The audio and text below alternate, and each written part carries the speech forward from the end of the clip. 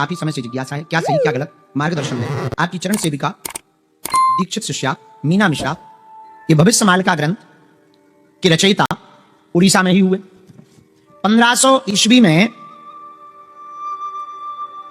उड़ीसा में एक महापुरुष हुए, बड़े सिद्ध महात्मा, परम पूज्य श्री अच्युतानंद बाबा जी। उनके द्वारा उड़िया भाषा में लिखी हुई है पुस्तक है जिसका नाम है भविष्य मालिका।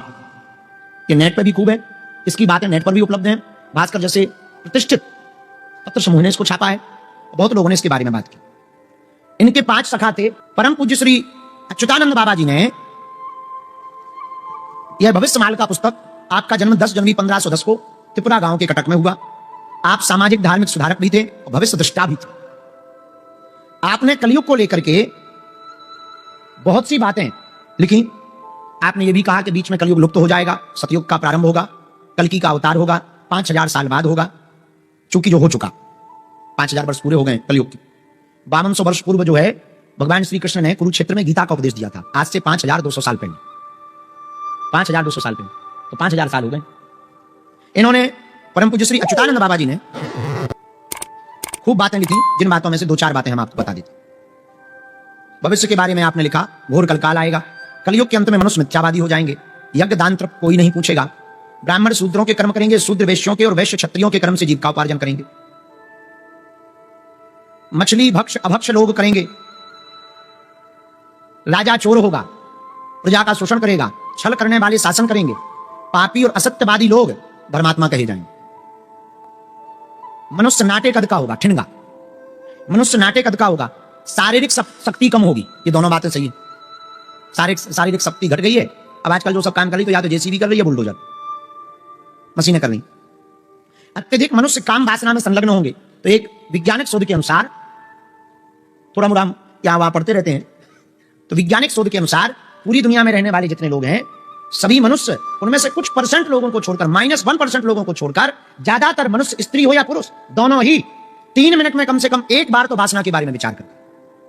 इतना भोगवादी हो गया मनुष्य। ये बात भी आपकी सही है। स्त्रियां और पुरुष दोनों के धर्म घट जाएंगे।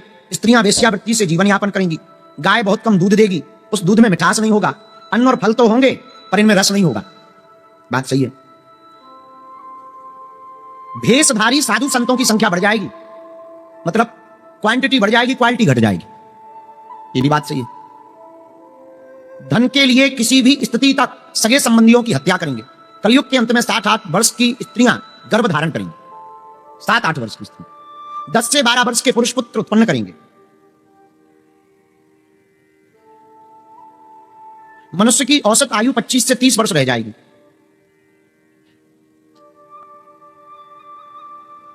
कोई भी ऋतु अपना धर्म पालन नहीं करेगी। मनुष्य केवल धन अर्जित करने के लिए ही जीवन जिएगा। इस प्रकार की भविष्यवाणियां इसमें कही गई हैं भविष्य मालिका में। और अंत में कहा 5000 वर्ष बीत जाने के बाद कल्कि का अवतार होगा। कल्कि विद्या के बल पर पूरी दुनिया के लोगों को पुनः सनातनी बना करके धर्म की स्थापना करेंगे और पुनः सतयुग का प्रादुर्भाव होगा।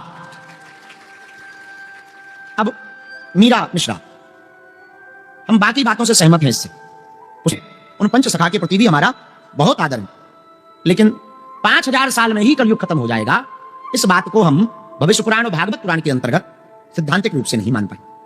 क्योंकि कलयुग की आयु 4,32,000 साल, द्वापर की आयु 8,64,000 वर्ष, सतयुग की आयु 12,96,000 वर्ष है। तो बाकी जो भविष्यवाणियां की गई बहुत सही की गई और ऐसा होगा, पर कल्कि भगवान का अवतार तो कली के अंत में ही होगा। हाँ, भगवान अभी वर्तमान में धर्म को बैलेंस करने के लिए, प्रकृति को बैलेंस करने के लिए, सनातन के प्रति हो रहे कुभाव कुमर्यादाओं के कारण जो आस्था घट गई है, उस आस्था को बनाए रखने के लिए भगवान का कोई चेतना या भगवान का अंश अवतार ले सकता है, और कल्कि अवतार तो कलयुग के ही अंत में होगा। बाकी भविष्य मालिका के प्रति हमारी श्रद्धा बहुत है, अच्युतानंद बाबा के प्रति हमारी श्रद्धा बहुत है, पर हमने जो पढ़ा, हमने चूंकि कहा था कि हम जब तक पढ़ नहीं लेंगे तब तक अपने विचार नहीं रखेंगे, तो हमने जो पढ़ा उस आधार पर ये बहुत सही है, इसमें कोई संदेह नहीं। पर जरूरी नहीं सब बातों से ही सहमत हुआ जा सके। कई लोग हमारी सब बातों से सहमत थोड़ी है, कुछ लोग हमारी चमत्कारों से सहमत नहीं है, पर कथा से और तर्कवादी विचारधारा से सहमत। कुछ लोग हमारी कथा से और तर्क से सहमत नहीं है, पर भूत भगाने से सहमत। कुछ लोग इससे सहमत नहीं है तो आयु से सहमत है, बोले भाई चलो 28 साल को लड़का है, बढ़िया है, बाहर में गो, ऐसा कोई होता नहीं। कुछ लोग इन सबसे भी सहमत नहीं है, बोले कछु भी है हिंदुवन की बात करना, इससे सहमत। अब जरूरी थोड़ी है कि लोग जो है चमत्कारी भर में माने कि नहीं नहीं नहीं सब सही है। एक बहुत अच्छे भारत के मूर्धन्य ब्राजवाब, भारत के मूर्धन्य विद्वान है, वो हमसे कह रहे थे कि हम आपको बहुत मानते हैं, बहुत बड़ा नाम, सनातन धर्म के न्यायपीठ पर बैठे हुए वर्तमान वो हमें मिले, उनकी कृपा हम पर हुई, हमें मिले क्या, हम पर कृपा हुई, हमने प्रणाम किया तो रात्रि में भोजन करके बैठे, बोले पंडित जी हम आपसे पूर्णतया सहमत हैं, पर चमत्कारों से नहीं, चमत्कारों से हम सहमत नहीं और आपसे पूर्णतया सहमत। तो उस दिन हमारे मन में विचार आया कि जरूरी नहीं है हर व्यक्ति हर चीज से हमारी सहमत, तो भविष्य मालिका पुस्तक से हम पूर्णतया सहमत हैं, हमारी सहमति है और सत्य है, लेकिन एक दो बातों से हम सहमत नहीं। इसका मतलब ये नहीं है कि पूरी पुस्तक ही खराब, कुछ आदमी में कुछ अवगुण होते हैं, और इसका मतलब ये थोड़ी कि गुण नहीं होंगे, हमें गुणों से लेना देना है।